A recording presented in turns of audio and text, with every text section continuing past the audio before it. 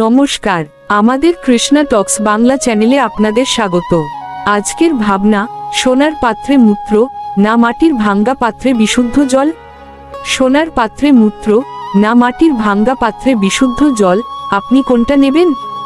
যুক্তিতে বলে বিশুদ্ধ জল, কিন্তু পিপাসার্ত অবস্থায় অর্থাৎ মোহের বশে আমরা অনেকেই সোনার পাত্রটাই আগে নেব। কারণ বস্তুর মূল্য বাহ্যিক চাকচিক্যে নয়, ভেতরের সারবস্তুতে নিহিত, এই বোধটাই তখন হারিয়ে যায়। ঠিক তেমনি আমাদের জীবন, কেউ হয়তো ধন সম্পদের সোনার পাত্রে বন্দী, কিন্তু ভেতরের উদ্দেশ্য অসার। আবার কেউ সাধারণত্বের ভাঙ্গা পাত্র, কিন্তু তার হৃদয়, কর্ম ও ভক্তি হল বিশুদ্ধ জলের মতো নির্মল। এই বিষয়ে ভগবান শ্রীকৃষ্ণ গীতায় বলছেন, সকলের প্রতি সমভাবাপন্ন ব্যক্তিই আমাকে লাভ করে। শ্রীমদ্ ভাগবত গীতার 12 অধ্যায়ের 4 নং শ্লোকের ভাব অনুসারে।